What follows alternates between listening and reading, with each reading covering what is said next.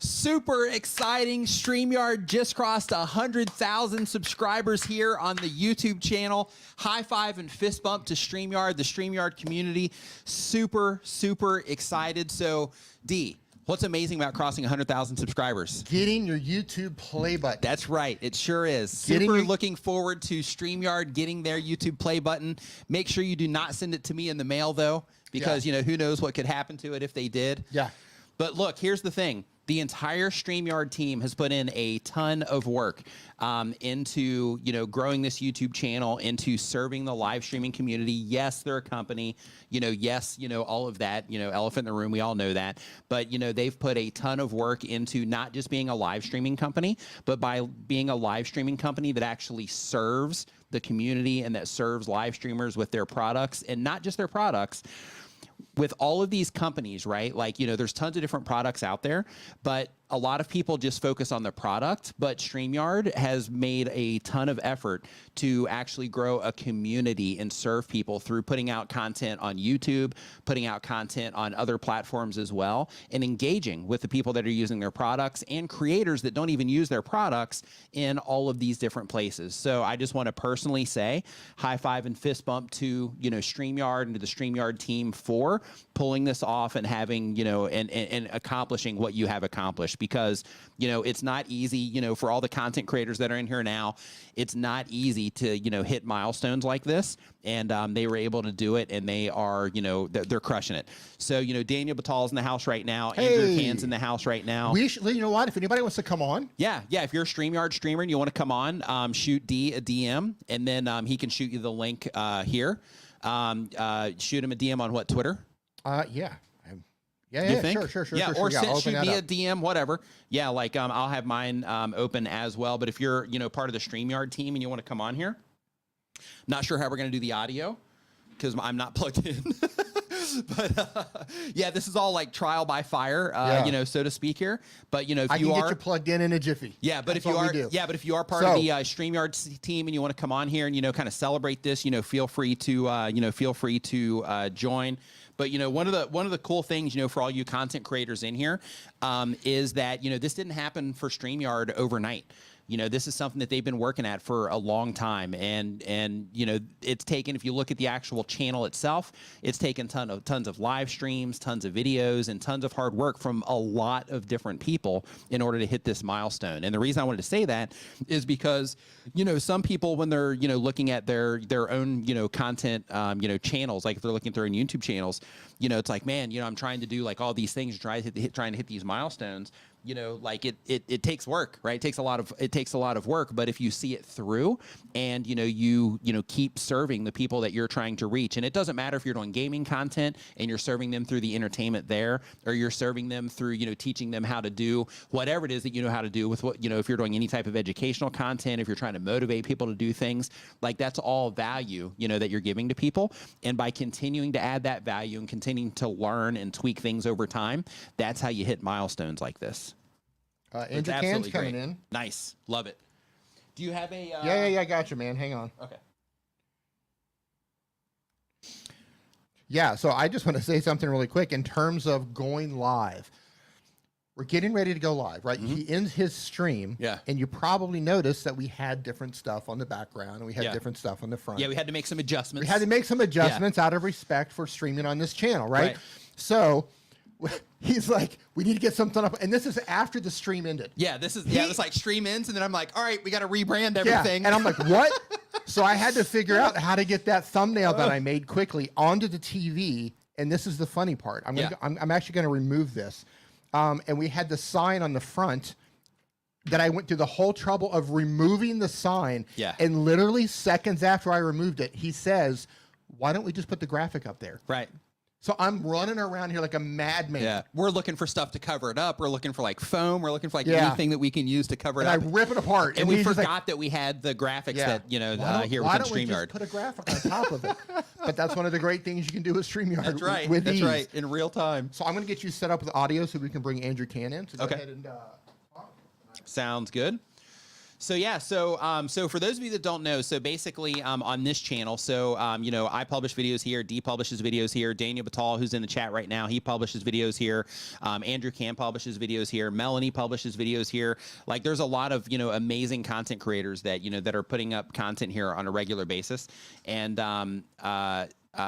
every person that's involved with posting content in this channel is actively, when they're on StreamYard and when they're off, they're all actively trying to serve content creators in some way. Like Melanie, for example, right? Like she speaks at conferences and things like that, as well. They're targeting, social media and content creator, folks, and the rest of us, because, we send you. We send you over to the StreamYard, streams and stuff like that when Dee and Daniel are, going live and stuff. But you can go look at the the videos tab, and you can see, there's been, a decent amount of content creators here, over time, that it takes to kind of, put this stuff to put this stuff together. And as part of that, I just want to say, for me personally, how cool it is. Just being, being a part of, this community, and being a part of, just kind of seeing this progress that StreamYard has had as a tool, and that the impact that StreamYard has had just on the live streaming community in general. Because again, like they go way above and beyond to serve the content creator community, and I think that that's absolutely amazing. That's why that's why we were excited to work with them when they reached out. Because of that, they were already in motion, doing those sorts of things, and we were like, yep, totally. Because one thing that that we do is like we only work with companies that that serve creators in that way. So when they reached out, it was a perfect fit for us.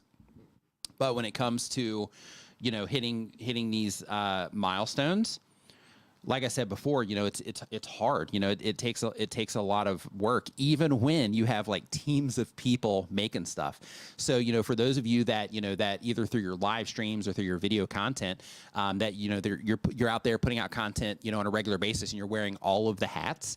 I just want to take this moment to like recognize you too, because you are doing the work as a solo creator.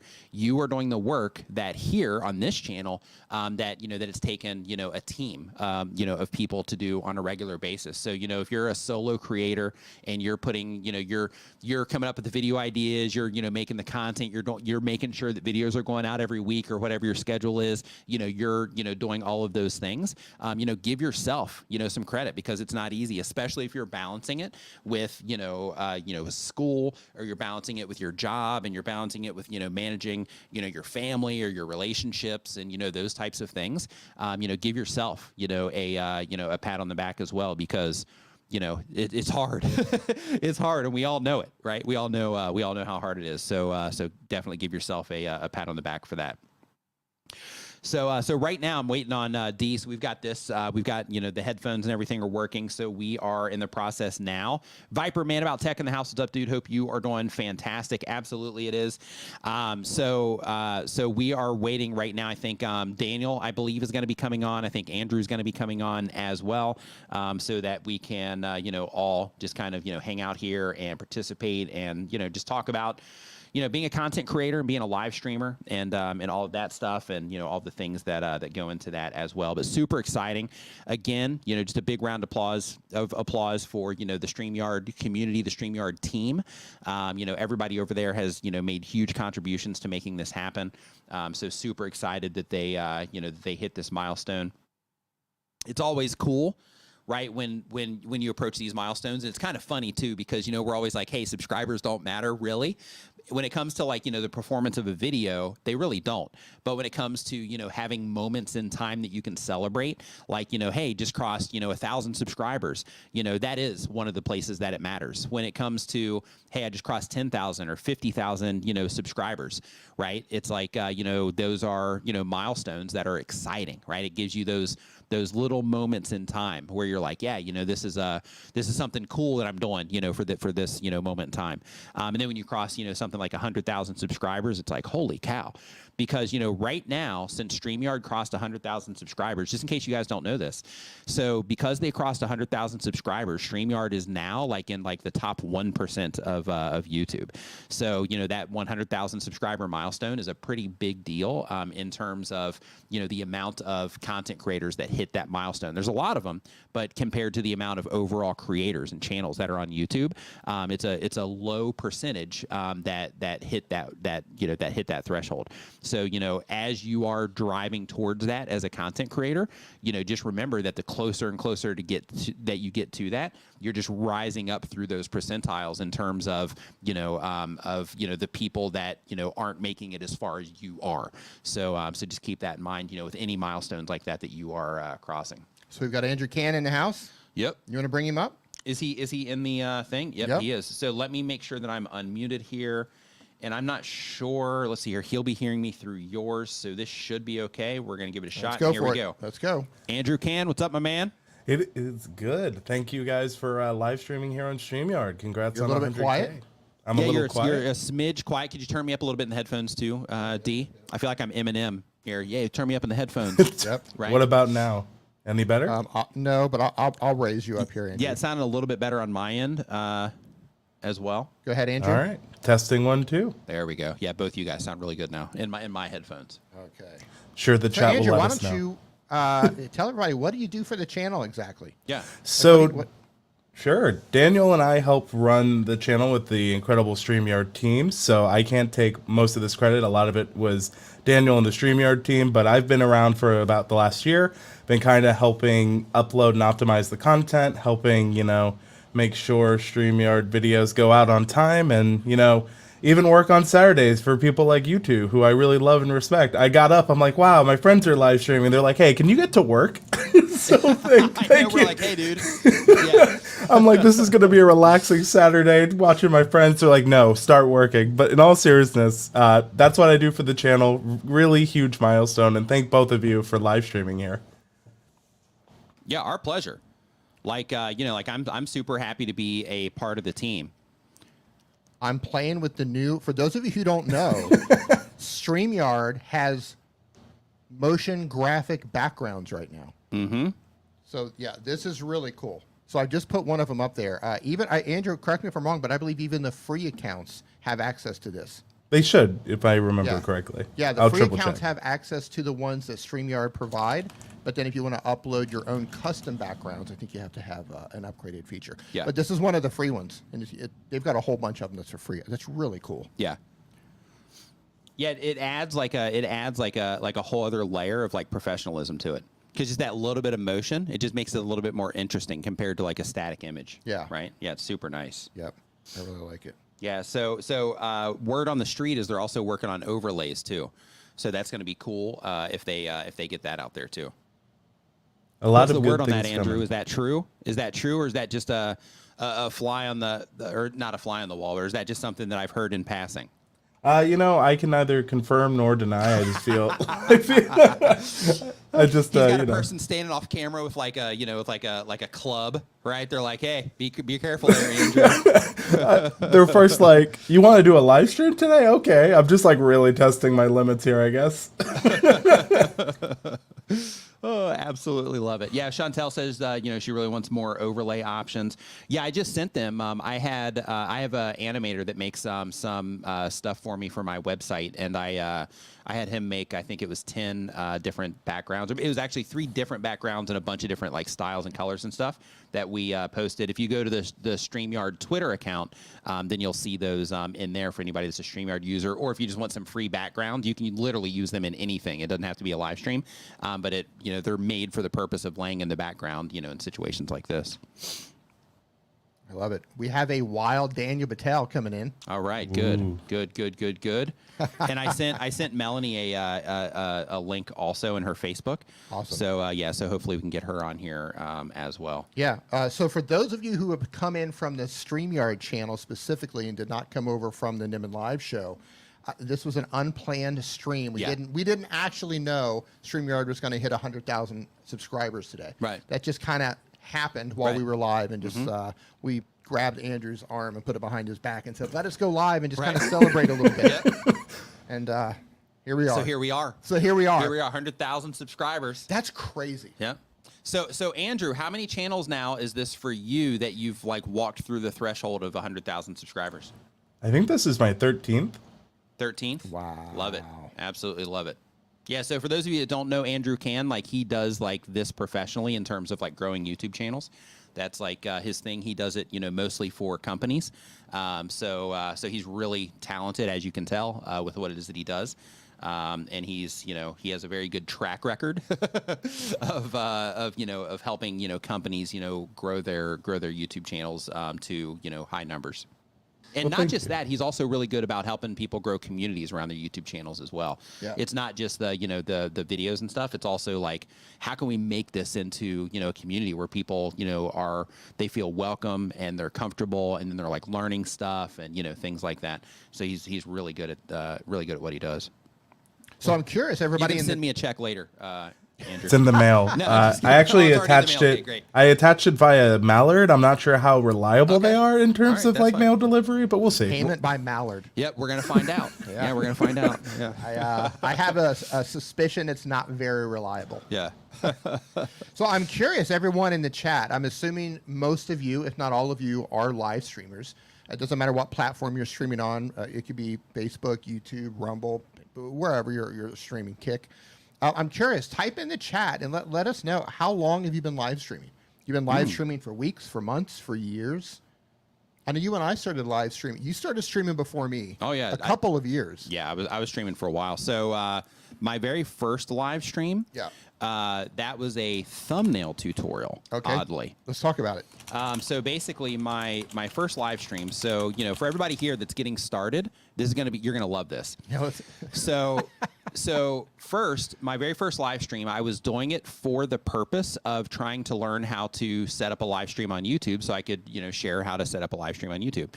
So that particular live stream was a thumbnail tutorial. So I was just like, hey, I'm going to make a thumbnail live and just show people how to do it so then I can learn this live streaming, thing.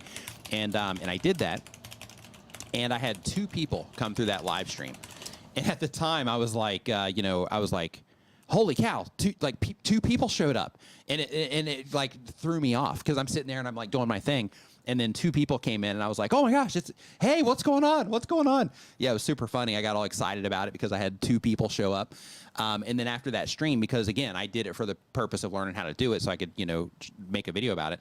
And after that stream, I didn't stream again until I hit 10,000 subscribers. And at that point, I think I might have been at like 12, but YouTube released the option to stream in the app. And then Brian D. Johnson was like, hey man, do you have that new feature? And I said, yeah, I let me check. And then I went into the other room, turned it on, and I had the feature. So I was like, hey, I'm going to go live real quick. I'll be right back. Give me like 15 minutes. 3 hours later, I'm like, oh, this is great. So at that particular time, I went live, and it just got crushed because it was a new YouTube feature, and they always, promote their or give more love to the channels that are using those features. So at that particular moment in time, I was able to take advantage of that.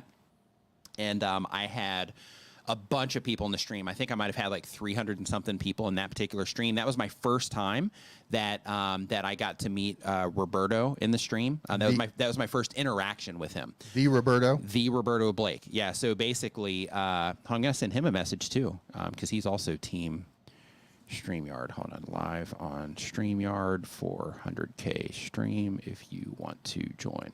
But yeah, basically during that stream, he came in.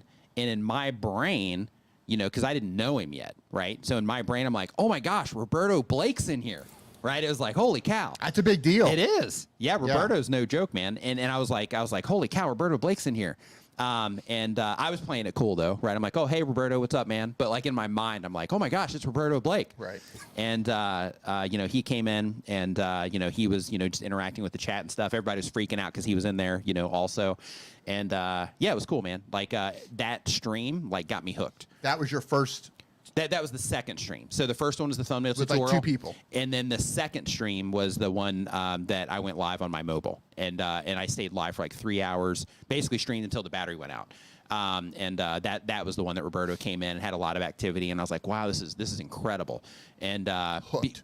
hooked from that point forward. I was like, yeah, I'm doing this all the time. And then I literally started streaming like all the time after that. I didn't start doing the Saturday thing yet, but I would stream like, you know, hey, here's a Monday, I'm streaming. Hey, it's Thursday. I'm not going to put out a video because I put out one yesterday, so I'm just going to go live again. Yeah. And basically, I was just like streaming all the time. I absolutely loved it. And then now, you know, years later, you know, here we are. And now we Streaming on can't the StreamYard stop. channel right after they crossed 100,000 subscribers. Pretty incredible.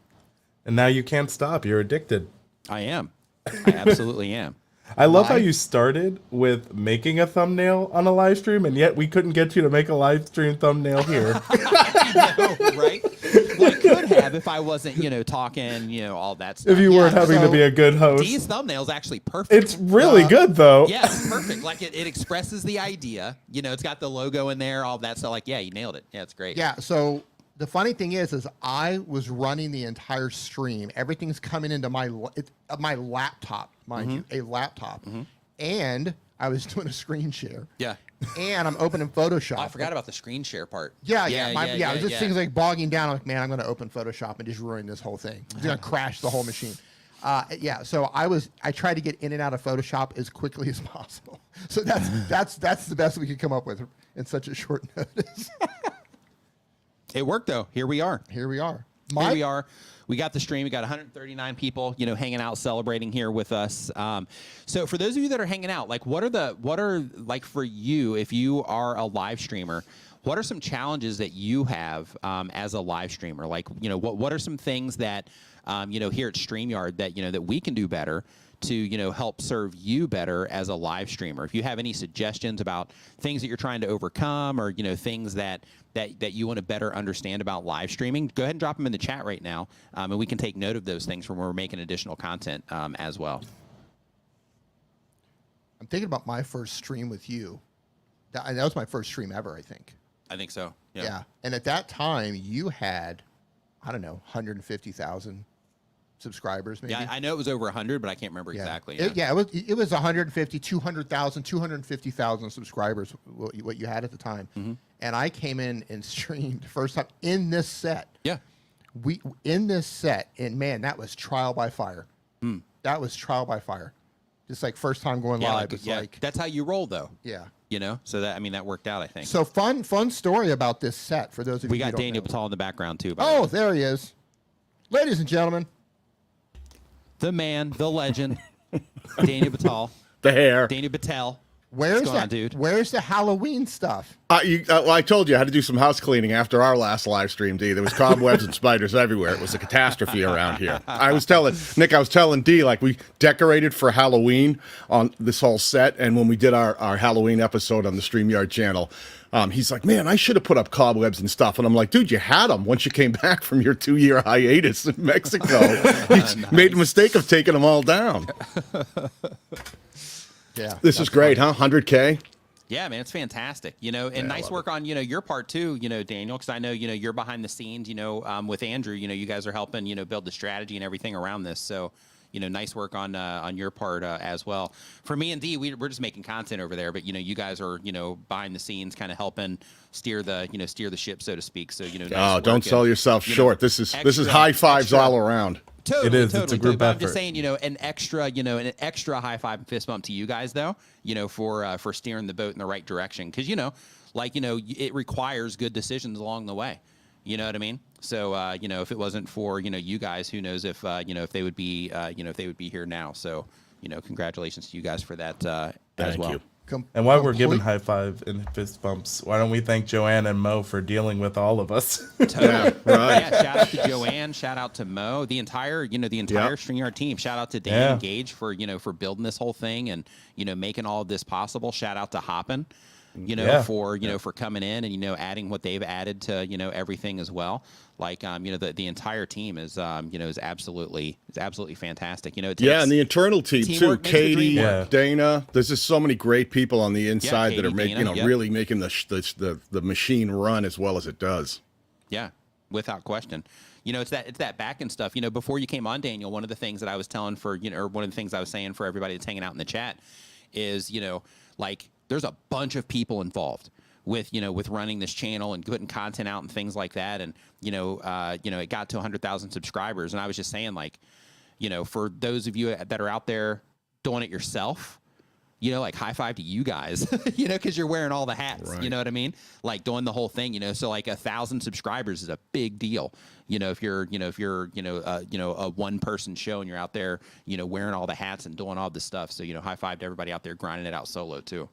Yeah, you forget that, you know, how hard a job being a YouTube content creator is because of the skill sets that you have to master, from being, you know, potentially on-screen personality, learning how to edit videos. You have to have a little bit of graphic artist skills if you're trying to make thumbnails. You need to learn about the gear. You need to learn this is software you have to learn along the way. They just learning how to script, there's so much learning analytics inside of YouTube so you can understand which videos and streams and shorts are performing well and which aren't. It's like a master class. I tell everybody, I was a general contractor for 35 years. I used to be the guy who dug ditches, poured concrete, ripped the roofs off of houses, added second floors on. This job is harder than that job was, just because of the amount of different things that you have to get good at. And if you're all alone doing it, 100% right. You know, congrats to you, because every single subscriber and every single view is a win. Yeah, without question. Every subscriber, every view, every comment, every like, every share. Yeah, it's all a win. It is. Man, and I just noticed, because we can't move the small overlays, so now we don't have our sign on the front.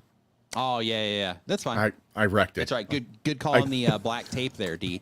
Yeah. So as soon as we hit end on mine, then we're like, okay, we gotta update what's being said here. We gotta take that off of the front over here. You know, just kind of, you know, like D said, out of respect, you know, and all that stuff.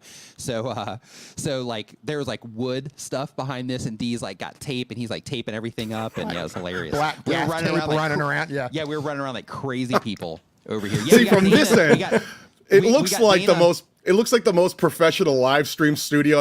I'd like to know that there is tape and things and spit and hope holding yeah. some of it Yeah. together. Oh, there's a lot of Oh yeah, spit. half of this is like Velcro. If we sneeze too hard, this whole thing's coming out. Yeah. I like Hey, Dana's in the chat. Dana, Yeah. do you want to come in? Somebody Dana. send Dana. I a already link. sent her a link. Oh, Yeah, I awesome. already sent her a link. Yeah, so you're welcome to come on, Dana, if you would like. But yeah, Dana is also here. You know, she is also part of the StreamYard team, so part of, you know, the team that, you know, makes all this stuff happen. So, you know, congratulations to you, Dana. As well for crossing 100,000 subscribers, because, you know, you are definitely a part of this machine. So congratulations to you as well. Hey, well, since this is like a live stream audience, Yeah. let's talk about, since we have this thing, let's just kind of like talk about the set a little bit. Okay. Sure. You guys okay with that? Do it. Yeah. Do it. Do it. So yeah, so let me get this, and I can talk about what we built this entire we built this entire studio. And in case you're wondering, like, this isn't a room. This is about the size of, I don't know, two full-size bedrooms. Wouldn't you think?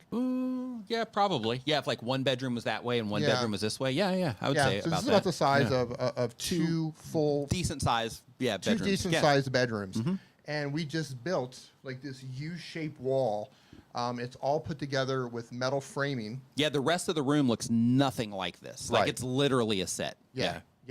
It's literally a set. So yeah, we built it with metal framing, and then we put, I don't even know what this material is called, and painted it. And then we put the LED lightings. We put like a little lip on the background, but all of the acoustical foam on the background, that's not actually for sound. We put that up there for visuals only. Make it look good. And it's all Velcro, so everything can be Velcroed and come on and off. And we built the desk, and we built the front, but this part here in the front, and I've hidden this with black gaff tape before we went live because it was really ugly, but we have pre-made signs that were cut that we can Velcro onto this. So if we have different sponsors, or we want to put something else in the front, we can just replace the sign and then Velcro the sign on it. Yeah, so the rest of the place, by the way, like, you know, like there's stuff kind of like all over the place, but this here, because, you know, it's important what people see, you know, like on screen and, you know, things like that. So because of that, you know, this was all kind of like built also, one, for the look, but also to kind of, avoid accidentally showing like the kitchen that's over there, because this isn't a condo, right? It's like a studio condo, but right behind this like wall that D sits behind, like when it's on his solo shot, the wall that's behind him, it's literally, because what's that wood? It's like poster board, not poster board, but Which wall? what kind of wood is this? Because it's super thin. It's what would you call that? It's not even wood. It's like a plaster board. Yeah, it's super thin. It's only like this thin, but it's strong. But right on the other side of that, there's literally like a small kitchen, like a microwave and a refrigerator. Like it's completely hacked together, but it looks great. Yeah, he did a great job. The sign on the front. So you see, we have 3 lines down the front. So we put the 3 lines of Velcro on the back and then super glued it to the metal framing on the front. Mm-hmm. And that's just made out of I don't know what you call it in the U.S. or elsewhere, but here they call it plastwood. It's like a mixture of like plastic and wood. And then it's like a vinyl printing that we just get it wet and you stick it on there. Yeah, so we have one there. We have another one hanging in the back. Oh, we should have got that for StreamYard. Yeah. And you take them off, replace them. Yeah, and it's cool. So the whole idea that we're trying to express is like, if you have a basement or you have like a corner of your place in your office or something like that, and if you choose to and you wanted to do something like this, if you had like a show where you have a co-host or something like that and you could do something in person, you can put something together for, like relatively, low price. And, again, it doesn't have to be like, the highest quality, wood and, things like that. You just put it together in a way that, presents the look that you, are wanting to show. And then and then you can just roll with that for quite some time. This is held up for how long? Years. Yeah, years. Now, like years and years. Now, the best part about all of it, do you think 5 years? I think 5 years is fair because you guys have had that set since I was in Mexico 2018. for 2 years. I've been back for a year. So that's 3 years. Yeah, so then, maybe 6. 5 or 6 years. Yeah. Yeah. 5 or 6 years, yeah. The only thing we've really changed is the lighting. Yeah. So one of the really fun things, and talk, you can do it on the cheap, is out of the camera view, we have PVC pipe. Good, I don't know, it's maybe inch and a half thick PVC pipe going up and all over the place.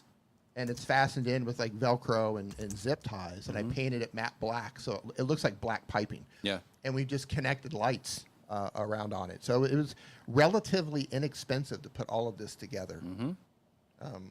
And before we actually replaced all the lighting for better color, we had some real bootleg lights in here. Yeah. So the color was kind of off, and we just had like some, almost. Yeah. So what we were using is borderline work lights. Yeah. Basically, they're compact fluorescent bulbs is what they were. And they were just screwed into, there's still one right up here, but it's basically just screwed into what looks like a work light, but they make them for video. And did they just leave or did you go full screen? No, I went full screen for a moment. But yeah, basically these lights here, they just cast a little bit of kind of like a weird greenish color. And as soon, and I'm sharing this just because lighting is important when it comes to your stuff, and you can dial in the colors in a way that makes everything just look better for your live streams. So basically with those, they put this kind of like a greenish tint to everything. And so we upgraded to, actual, like video lights. And with these, with the way that they're made, because there's quality in light. So there's light, and then there's the color of light, and then there's the quality of the color of the light. And basically with the lights that we upgraded to, the Godox lights, the quality of the light is good, and we're able to dial in, the actual color temperature and things like that, which ended up making everything, just look a lot better, and your skin tones look more natural, and just overall it makes everything just look, a lot better. Yeah, what's really interesting with you guys is I always like that with the amount of stuff going on. It was interesting when Dee brought out one of the front desk, the two-buddy sign that Velcro's on. You can see that when you move it, like the light reflects, so you have to get the lighting right on the set, so that things like the screen between you is showing up properly. Things like the sign that you've put on there is not going to have a weird light reflection on it. Each of you is lit well so that, we can see you, but we're not, different parts of the set aren't reflecting the lights weird. How long did it take you guys to figure out all of the lighting to get this set? Just the angles, the intensities, how many lights you needed? How long did that take to get that dialed in to look right?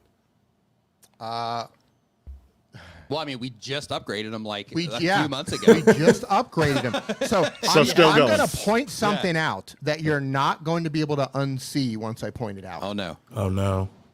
Look at the TV. By the way, this is just a standard TV. What we did is, because at the time, keep in mind, where we live in Thailand, they've come leaps and bounds over the past couple of years in terms of like streaming technology and stuff you can buy here.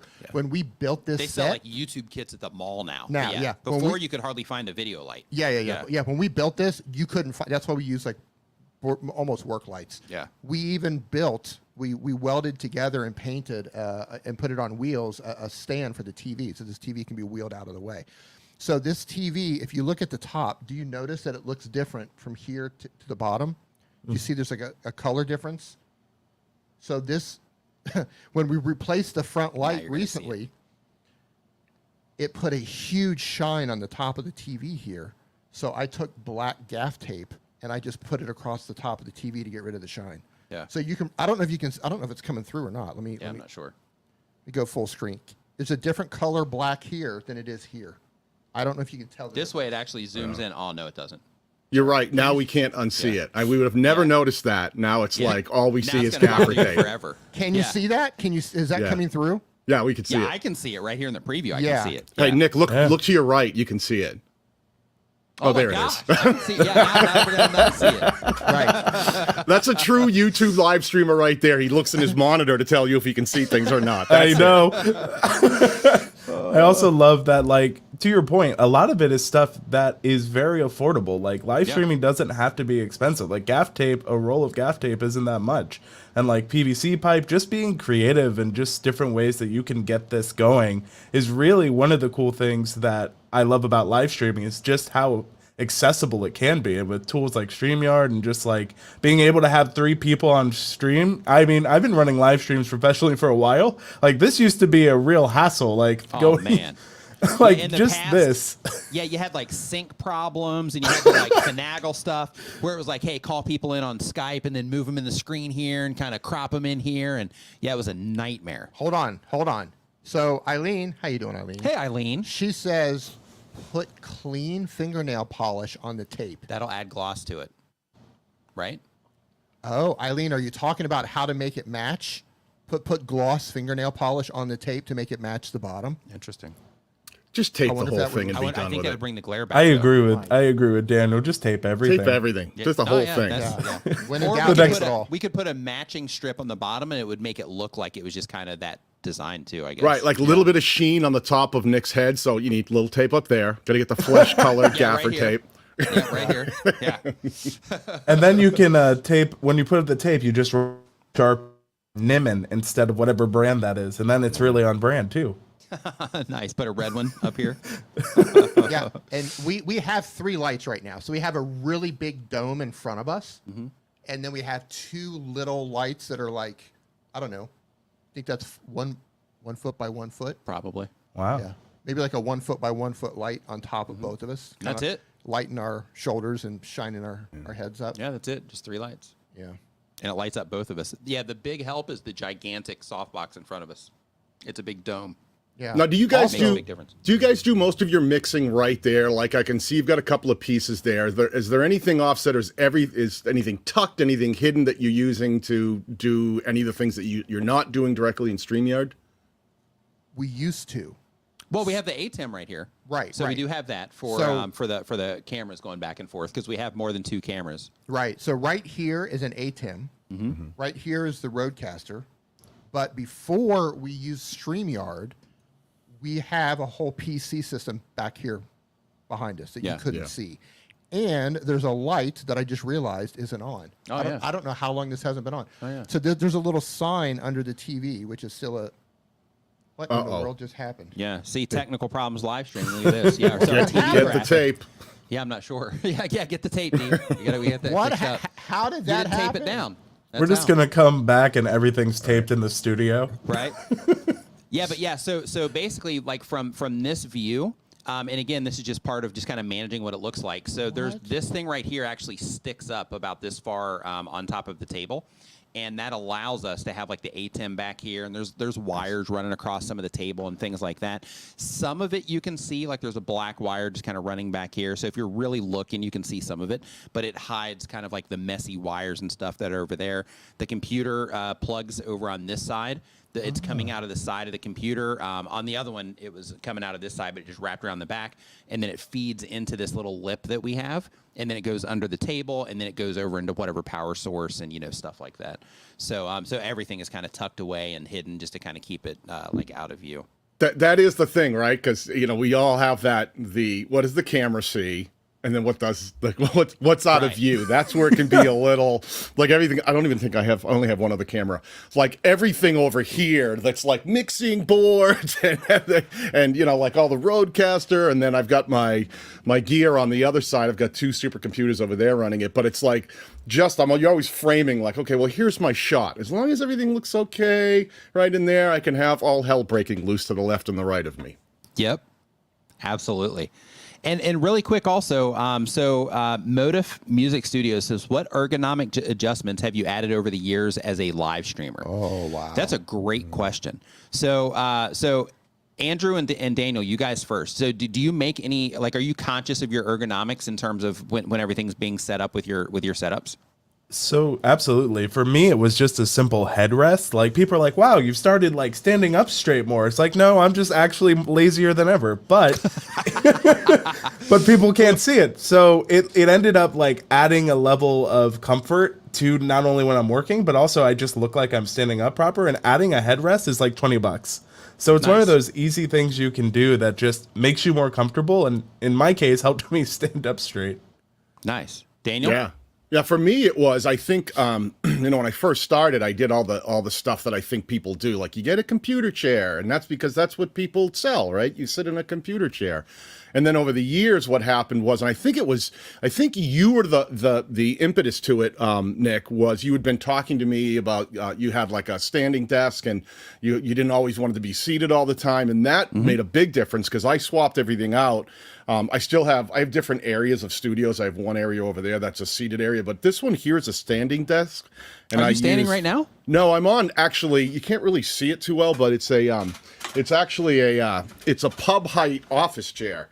So This is like, it's a very tall office chair. So I can swap. I can actually kick it out of the way, and I can still be standing, and I can bring my whole desk setting up. So I do this when I'm editing a lot. When I'm sitting, it just really gets to me. So the ability to stand up, and just silly things, like the ability, that's over there is that's my treadmill that slides underneath my standing desk. So nice. when I'm in the morning when I'm just getting up and I just start working, I like to exercise and be able to work at the same time.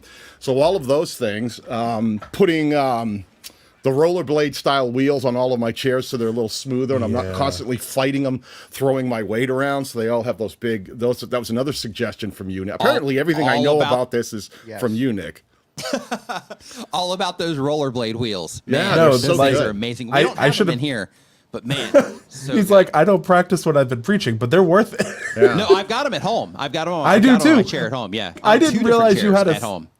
Nick, you're the one who told me about it. So Nick just really has a side hustle with rollerblading chair wheels. So if you guys don't know, anyone out there, if you don't know what we're talking about, they have these. Nick was the one who turned me into them. Like all of those regular hard plastic wheels that come with like an office chair or a computer chair, any one of those. You can pop those out, and they have these other ones that are like they look like big rollerblade wheels, and they're much smoother, and they roll smoothly, and they don't make any real noise and clanking, and it's just super easy to sort of pip. That's what it is. Yeah, so you can buy those for any of your office chairs, any of your computer chairs. You pop the old ones out, and they just pop right in. Nick has influenced an entire generation of chair-sitting live streamers out there. Like, I didn't realize Nick got you, too. I now need to contact all of our friends. Did Nick tell you to get rollerblade chairs? Right. Yeah. Right. I have them on Megan's chair, everything we swapped. My sons, we have them on everything. So I guess according to the FTC, I got to give a disclosure here. So I have a partnership. No, I'm just kidding. I'm just kidding. Link in the description.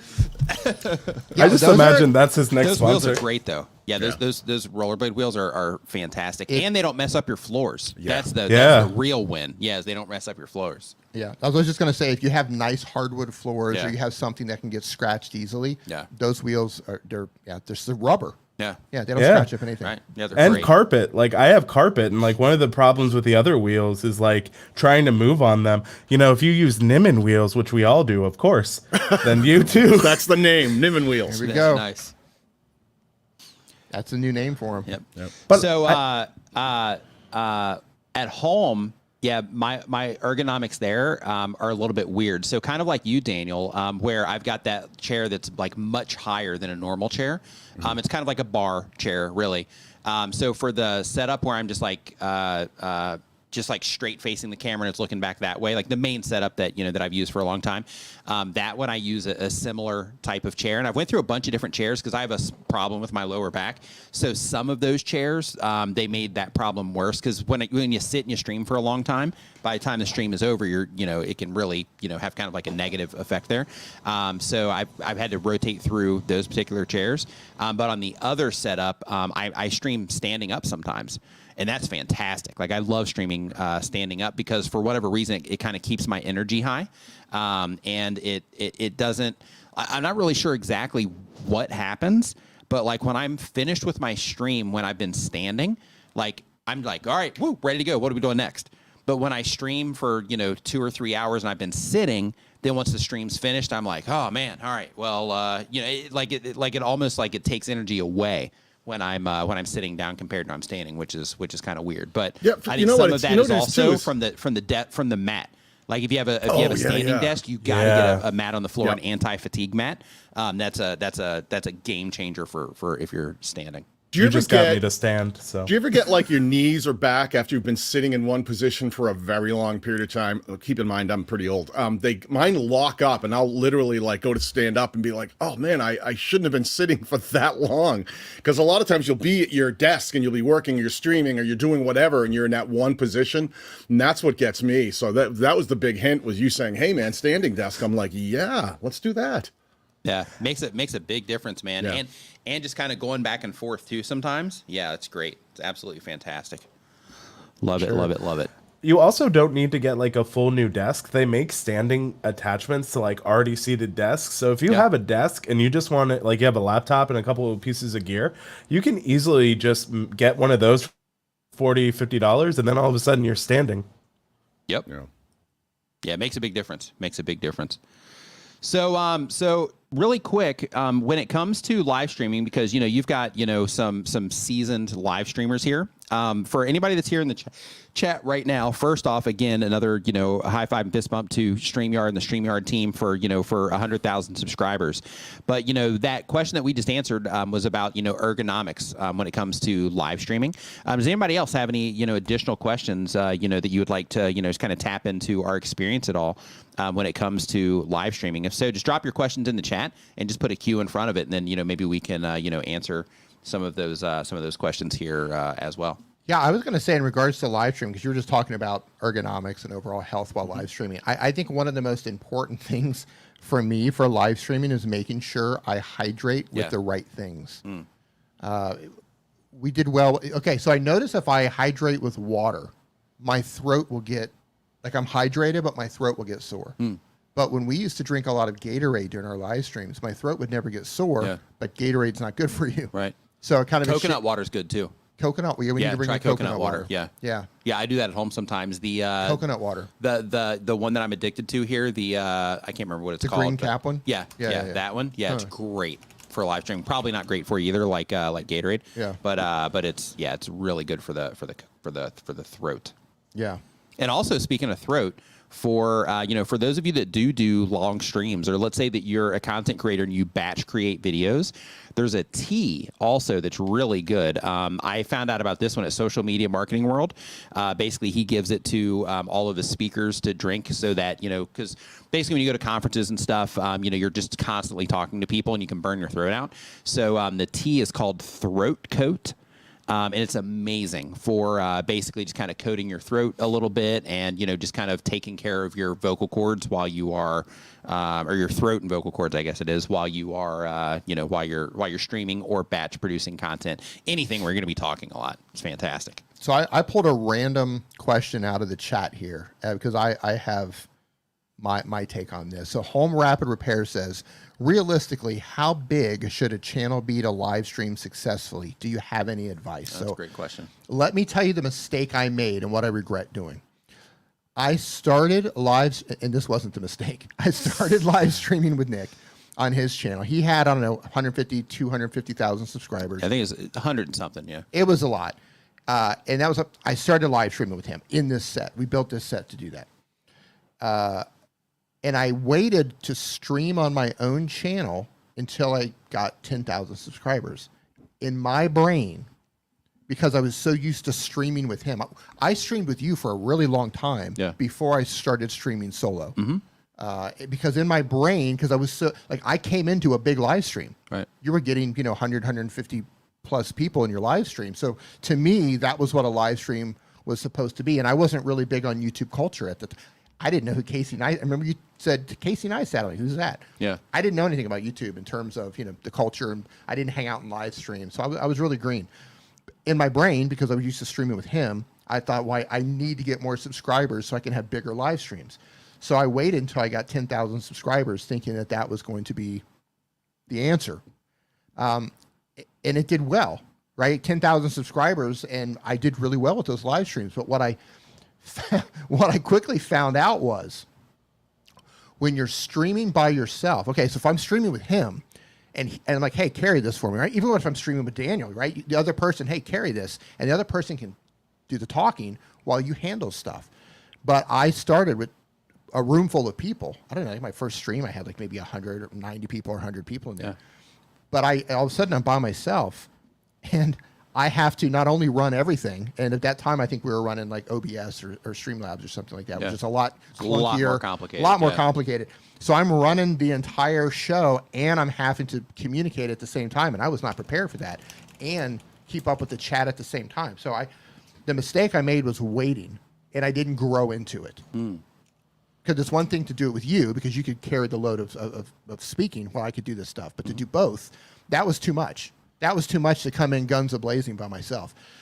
Later on, I actually started streaming on Twitch, or I have like a couple of tiny little YouTube channels that I only made for streaming, and just 10 people would show up. Or I'd go over to Twitch and stream, 5, 10, 15, 20 people would show up. I did that later because I love the intimacy of the stream. Yeah.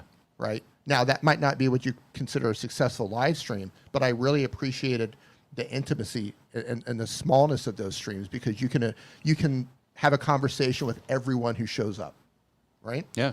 But when I had 90, 100, 120 people in there starting out, I couldn't address anyone and then run the show and talk about stuff. It was too much. So I pulled it off, but I feel like I fell on my face a little bit because I didn't grow into it. So my answer, and I know it's a really long answer, but my answer to your question would be start live streaming now, whatever size your channel is, and grow into it.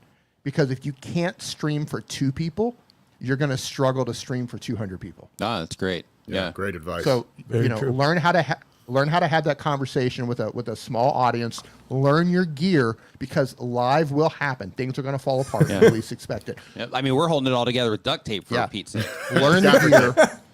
Learn the gear. Learn how to carry a conversation while you're fixing stuff.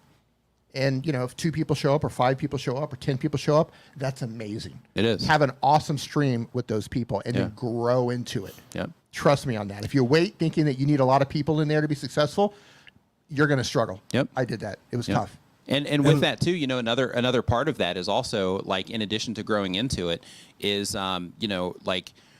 because, even though, StreamYard makes it all easier, you still are reading comments while you're talking about what it is that you're talking about, while, everything else is going on.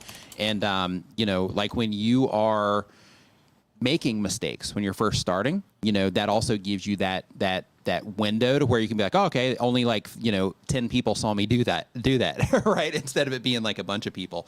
So that's an advantage as well. But like in my opinion, I think that getting started streaming quickly is a good idea, and the reason for that, if you're wanting to stream, and the reason for that is because one, it helps you practice a lot. Like as you're growing your channel, it helps you practice. But more is if you're streaming and you're doing it on a schedule to where, like you see us, on we do it on my channel, we do it every Saturday at 9 a.m. Eastern. And the reason for that is because over time, it lets people know that, hey, it's Saturday at 9 a.m. Eastern. Normally, I'm working, but this Saturday I'm not, and I know Nick streams on Saturday, so I'm going to go hang out there. Or for the people that, have their routines that they have on Saturday, when they're like, hey, I want to learn about YouTube while I'm at the gym, or I want to learn about YouTube while I'm mowing my grass, or I want to learn about YouTube while I'm doing this, that, or the other thing, they know that they can, come and hang out in the stream, and learn about YouTube at Saturday at 9 a.m. Eastern, right? So building that schedule as you're growing, then that allows you to start building an audience that can also know that you have that schedule, and one by one, as your channel grows, then your stream will grow right along with it as well, which is a win. You know what's really cool? When you just reminded me of something, because I can remember I used to use, OBS and slobs back in the day because you guys were using it and you guys would give me tips. I love on StreamYard, the thing that I would recommend anyone who's thinking about starting to live stream. StreamYard lets you not just connect to multiple different places at once, right? You could live stream to YouTube and Facebook and to Twitch all at the same, to different locations. But it allows you to go live and go nowhere, just record. You can set no destination other than just record it. And it's great for things. This was one of the biggest things for me that's always a problem, like trying to balance things out and trying to make sure that, like your audio sounds right and your cameras, if you're using more than one, if they're switching, they work right. Or if you're using sound effects, are the sound effects too loud? Are they too quiet? So there's this whole dance that we do trying to octopus arms while we're looking at the camera and we're hitting 9 different buttons and elbows and feet and toes, turning things on and off. So to be able to get that muscle memory going and make sure all the levels and things work pretty well, that's a really big important thing, I think, for anyone to get started. So even if you don't go live to a channel, you just do a trial run and just record it and then look back and go, how did I sound? How did the sound effects sound? How did the lighting look? And you can invite a guest on and have a buddy and go, hey, you want to do me? I'm going to do a test stream just to nowhere. Can you jump in? I just want to see I'm going to learn the switching patterns in StreamYard. A lot of that stuff is really good just to practice to get that sort of, that learning curve a little less steep. Yeah, without question. Yeah, that practice area, it's great for fine-tuning the stream and just like getting yourself live. Like just testing everything and kind of building up your confidence. Because, sometimes, when you like, if you just go for it, I mean, I'm all for trial by fire, but like when you just go for it, like you might, like Daniel was saying, your audio might be super low, and then it will create this moment to where when you're streaming, then you start having everybody in the chat like, hey, we can't hear you. Your audio is too low. And then if you're not, used to that sort of thing. Oh God, what do I do? Oh God, I'm freaking out. And then it ends up causing like this moment where it's not even a big deal. Like really the viewers are watching it happen, but in your mind, it's a huge deal and you're messing up and like, oh gosh, people are like here and they're waiting, blah, blah. But, those types of things get to be avoided when you have that, that testing ground. And you can also test like, the flow and how you're going to, do everything by using their recording option, and you can watch it back, and you can be like, you know what, I can do that better. Or maybe I can present it that way better. When I hear that played back to me, how I say that thing, it doesn't sound right. So, when I actually go live, I'm going to do it, a little bit different. Yeah, it's a great place to test things like that. And it's better to test it when it's just you, because otherwise you'll be in Anaheim, California with 7 large live streamers running around with a chicken without your head on it, an Airbnb, trying to get a live stream sounding right. Right. That Sounds phone, super right? specific. Yeah. Checking the Wi-Fi signal. What do we have for an upload and a download? No, for sure. But in all seriousness, though, it is that practice when you are alone. And, with StreamYard, you can do those things because, to your point, it's incredible to watch, like, people who've grown in live streaming, like, just get to that endpoint. But we all had to take the beginning steps. And, you mentioned earlier how excited you are for those first 2 people. That you know, that excitement can carry on to hundreds of people. And if you don't practice when you have a small audience, you know, to Dee's point earlier, when you're thrown into a larger live stream, that can be almost like 10 times intimidating. Yeah. So there's a lot of just, you know, practice, a lot of time that it takes, but it is possible. And, you know, like we all mentioned, there are tools today that we wish we had, like man. StreamYard. So Yeah. it's just easier than ever. So if you're thinking about streaming, the best time to start live streaming was yesterday. Second best time is today. Yep. And Daniel, I apologize if you said this. I kind of tuned out. I was sending an email. That's all right. Most people do when I start talking. Yeah, I just like tune out, man. When he said wah wah wah wah wah wah wah wah, I hear the Charlie Brown teacher. yeah, stop me if this is what you said. If you're Yeah, not, that's what he said. okay. No, I'm just kidding. An interesting thing happens when you're live streaming. And those of you who are streaming, or those of you who have been streaming for a while, probably know what I'm talking about as well. And I know Nick and Andrew and Daniel know this.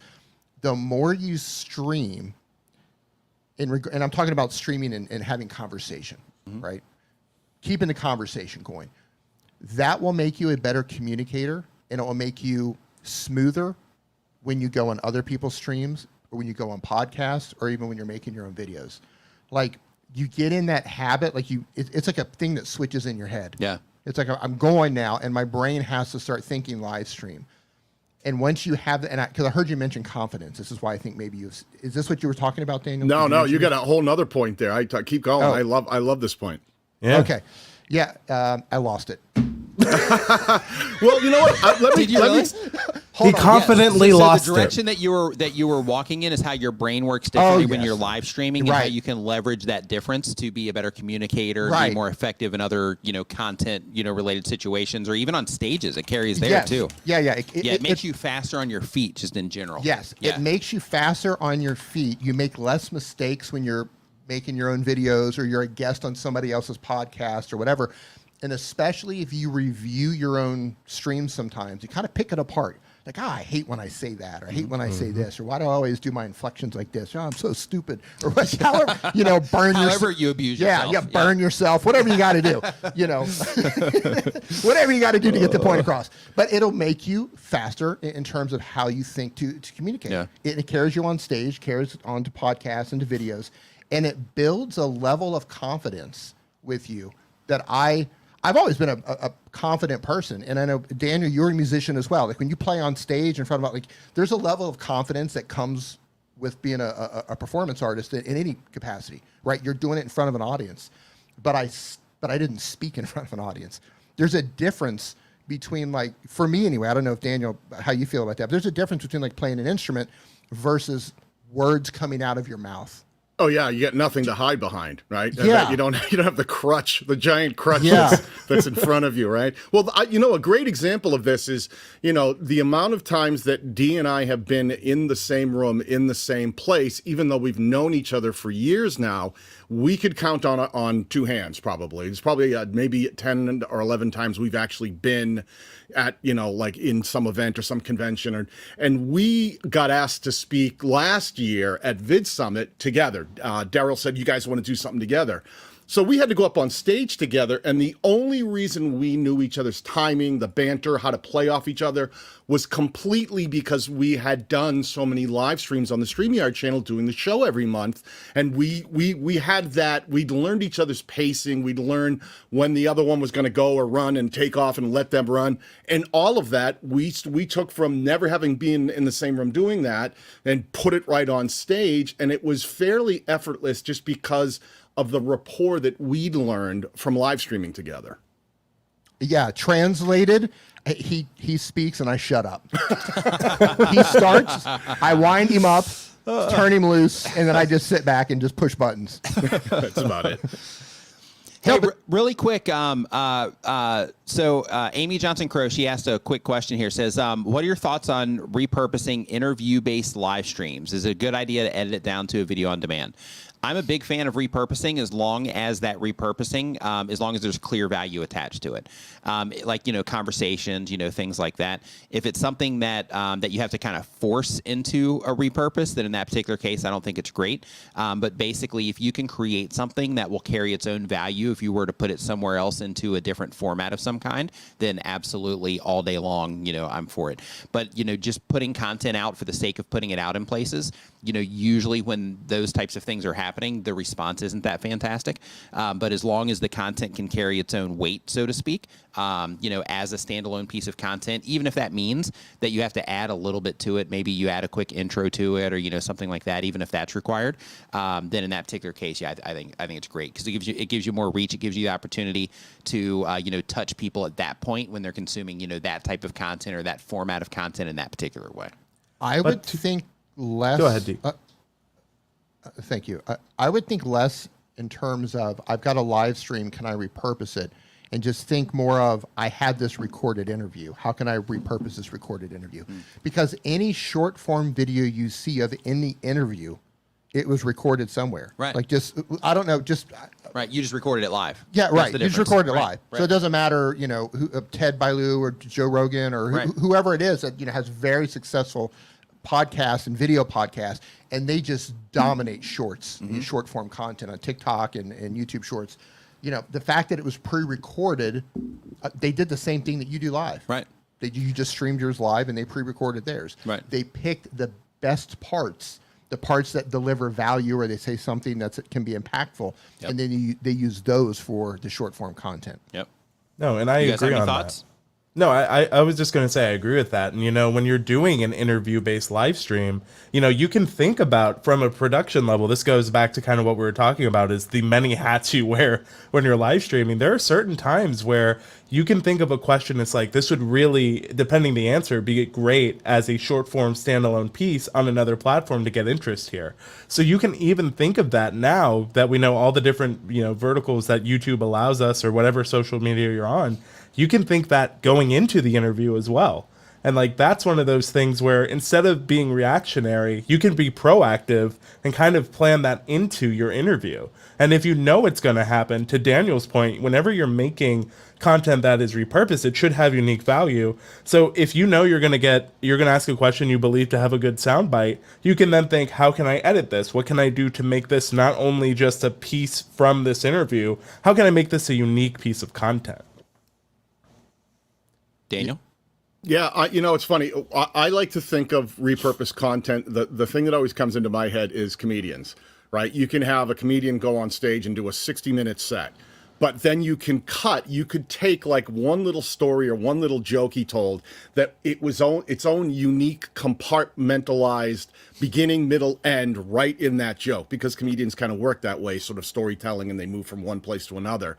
And I always think of it like that. Like if you could take that joke and then tell that joke, and it would be great if you just heard that joke, even if you didn't hear the entire 60-minute stand-up routine, that one joke told in its beginning, middle, and end and completion could have value. So I always think about that, grabbing some of the things I've done. I look at it and I say, would you have to see the longer form content here for this to make sense? If it can be extracted and be its own unique, complete thing that isn't trying to be a commercial for something else, it's just taking one piece of a conversation and dropping something that's like, I don't need anything more than that, then I think it's unique, it has value, and then I'm super interested in putting that out for other people. But I'm also, I also think you can, like Andrew was saying, you can build with that in mind. I've seen you guys do this, Nick and Dee, especially you, Nick, where you'll be doing something and you'll record sections of your live knowing that it's going to get chopped or knowing it could be repurposed. I've heard you do it live where you're like, oh, I'm going to record this because it was a great question, or it was something that you thought was really important that you didn't, someone might have really want to know that value without having to watch maybe a 3-hour live stream to get to that one little nugget that really applied to a very specific question. Yep. Love it. Absolutely love it. So here's a question for everybody. Let's start with you, Andrew. All right. Because I'm assuming mostly live streamers in here. And for some channels, they don't get much traction after the stream ends. What advice would you give a channel that might help them in terms of getting some replay value, getting some views after the fact. And I know that's not going to apply to every live stream, but just kind of generalize here.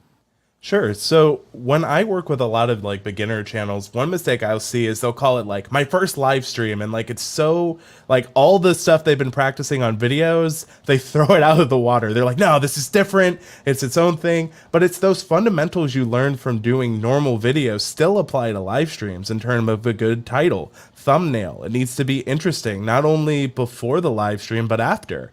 And so a lot of the work I've done with like channels that are just starting is like reminding them, hey, this is still a piece of YouTube content. Like just because it's a live stream doesn't mean all the other stuff we talk about, which is a compelling thumbnail, good packaging, good description, etc., doesn't matter. So if you've just finished your first live stream and you're wondering why it's not getting a lot of traction, really look at how was your packaging? What did you title it? Did you think of the replay afterwards? Because I'll be honest, there are times when I first started streaming, I definitely didn't. And the videos I do and the live streams I do now when they're VODs do a lot better because I had that foresight. So it's just remembering that you shouldn't throw out all the stuff you've learned about YouTube just because it's a different format. So if you're not getting a lot of traction after the stream, figure out what you can do either for that first one or the next one to plan for the replay value afterwards, because that's a mistake I see a lot. And I'll pass that to you, Daniel. What do you see? I agree with a lot of what you said. I think in and of itself, I always say this, look, not every live stream needs to be repurposed. Some are going to be events that are specifically for people that are there in the moment. You're going to interact with the chat. You're going to talk to them. You're going to address the very people who are there in the live. Now, if you're going to build for the replay, what you want to think about, are there things that you're doing that if someone is watching in the replay, they start feeling like this wasn't made for me? Like taking a lot of time to say, hey, I see all these people in the chat, and you start having a conversation in the chat that doesn't really relate to someone who might be watching in the replay, or you're being loose in structure. That's one of the biggest things, I think. If you're going to build something for the replay, then think about taking a minute to really think about how long your stream is going to be, right? Don't let it run forever. Have a structured bullet point script. Dee and I have done this many times where we'll literally say we're going to be going live for this long. We'd have scripted bullet points of what we're going to talk about. We knew exactly where we were heading throughout that stream, so that later on we can go back and do things like chapter it and make sure we touched on all the points for that conversation, so the thing would have value in the replay, not just meander around and end up wherever it ended up. So really intentionality and building for the replay, thinking about it ahead of time and why someone would want to watch later means get to the good stuff as fast as possible, stay on target, and provide as much value during the entire stream so it makes sense that someone would want to watch the entirety of that stream later on. And one tip that I want to give you guys too, like when it comes to that structure, is there's a way that you can also set everything up. So if you wanted to do everything to where you're like, hey, I want to have that, interaction and do it for the live experience, for the people that are hanging out.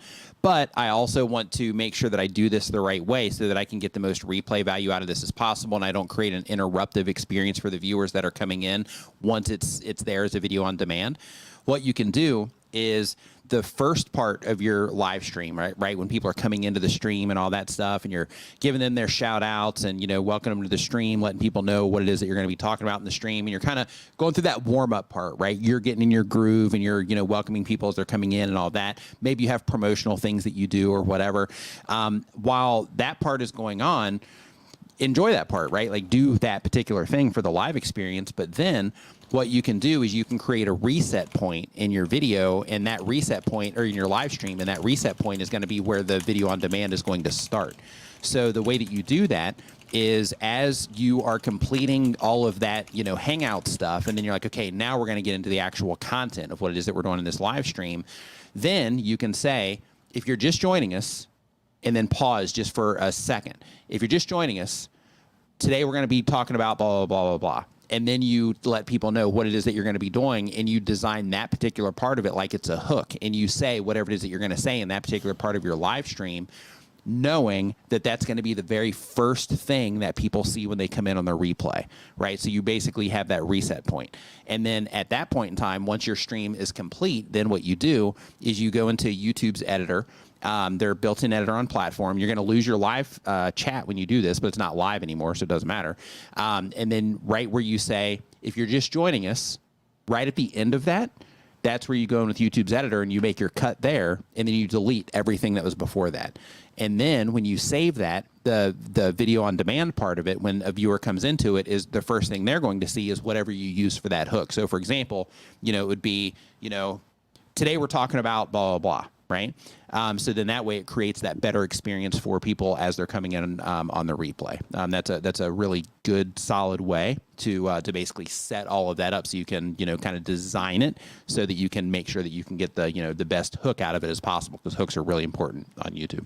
Hey, Nick, I got a quick question for you. Yeah. Just on that point there. Now, it's interesting. Someone recently asked me in one of my groups, said, hey, should I be taking my live stream and not letting it, replay on YouTube, just keep it unlisted, and then re-edit it and put it up as an individual VOD after I've edited it? What's your take on what you like to do for an approach in terms of looking at that live stream if you're building for the replay? Yeah, if you're building for the replay, then editing it down is great, because then you can add any supporting images, like you can add B-roll to it, you can add graphics, things like that. If you wanted to pull it down and edit it up, that's a great idea. If you're like, hey, I'm just trying to still get that live experience, but I want to, just tighten it up because I don't have, the time to do that or whatever, then in that particular case, that reset thing is a great move. But if you have the time and you're like, hey, I want to pull this down and I want to, add some additional footage to it, cut out chunks of it, as we're going through, and make it just a really tight piece of VOD on, content. Absolutely. When it comes to all this stuff, typically, when you're putting in that extra work, you typically get a better result out of it, as long as you're making the right moves. So in a situation like that, you're definitely giving yourself that opportunity to turn it into a 100% piece of VOD content, because you've recorded the content live and then you basically just go in and tighten everything up, add any supporting graphics and videos and things like that. So yeah, that's a fantastic approach, Daniel. Yeah, I think video influencers, I don't think they're uploading anymore. They're not. But I was a guest on their stream, I think twice, and they did a fantastic job of doing what you suggested. So they would start the show, and it was very loose, and you just have a conversation. They would welcome people into the crowd or into the chat. And then before they got ready to the actual, before we actually did the interview, they would pause and say, okay, we're going to actually start the podcast now. So we're not going to take any more questions. And then they would pause, and then they would start, today's guest is blah, blah, blah, blah, blah. And then they would start doing it that way. And then before they started, they would actually say, we'll take additional questions at the end. So they did exactly that. They paused, went through the whole podcast, or the interview, then ended, and then we took questions at the end. And they did exactly that. They trimmed it at the beginning, they trimmed it at the end, and now they have a video. It's no longer a live stream. It was they added to it too. They had intros and when they're introducing the people and stuff like that. Yeah, they did some really cool stuff over there. They had a really good interview piece of content that didn't necessarily feel like a live stream. Yeah. I think they did a fantastic job of that. And I know one thing, and I did this as well, because when I did the live streams on my channel, and there's different ways to do live streams. You don't have to do a live stream with the sole purpose of, I got to grow my channel. Right. I got to grow my channel. Right. You can do just hang out. Right. You can just hang out with just connecting. Yeah, you can just hang out and just connect with your audience and get to know people and just be loose and answer questions. That's fine. Yep. That's my, if I'm streaming by myself, that's what I like to do the most.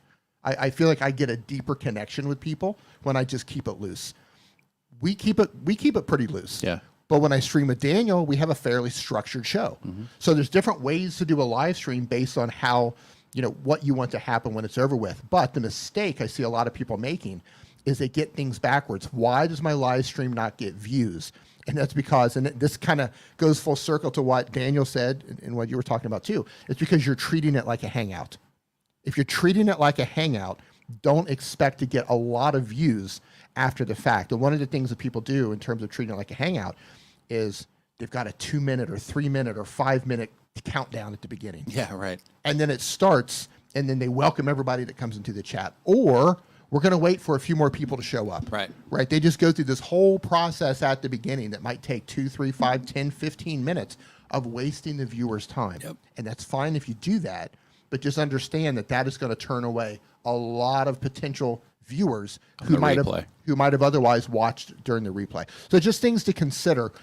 Keep the viewer in mind, keep the audience in mind, and think about it. If I clicked on this video or this live stream and that person made me sit through however long, 2, 5, 10, 15 minutes before the stream actually started, would you appreciate that as a viewer? Right. Maybe you would. Probably not, though. Probably not. Most people don't. Yeah. But, those are things to keep in mind in terms of like things that you can cut off at the beginning to really tighten it up. Yeah. And like Daniel said, be intentional. If you want to grow, with the live stream, think through how you can do that and be intentional with the way you structure it.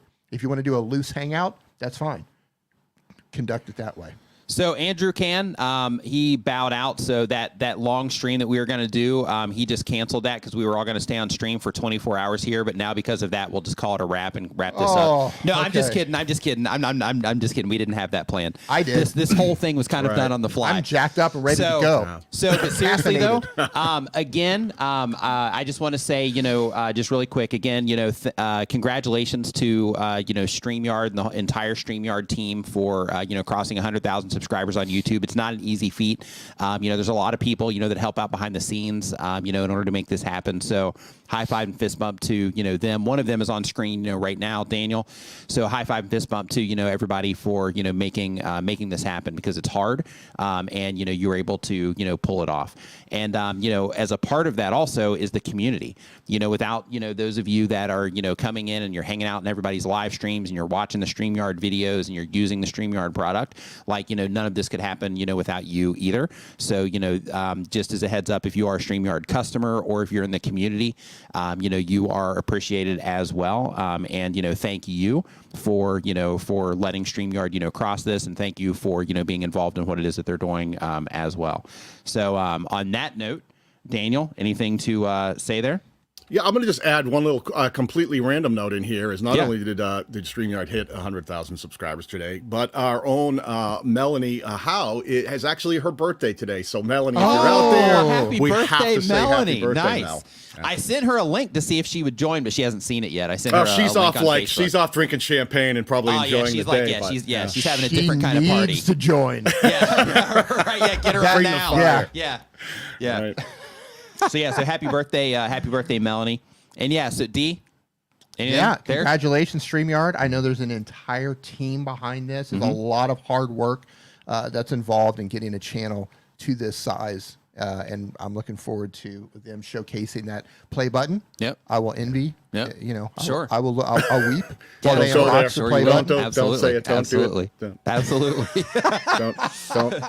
Yeah. So on that note, everybody, thank you so much for hanging out. Thank you for celebrating, with us here on the StreamYard channel. And again, StreamYard does have, if you are a StreamYard user, in case you're not familiar, they do have a Facebook community as well, where you can get questions answered. You can get feature requests, things like that, because they're all about community here at StreamYard. So make sure that you, check that out if you're a StreamYard user or if you're even considering using StreamYard. But thank you so much for hanging out and celebrating with us, and we will see you next time.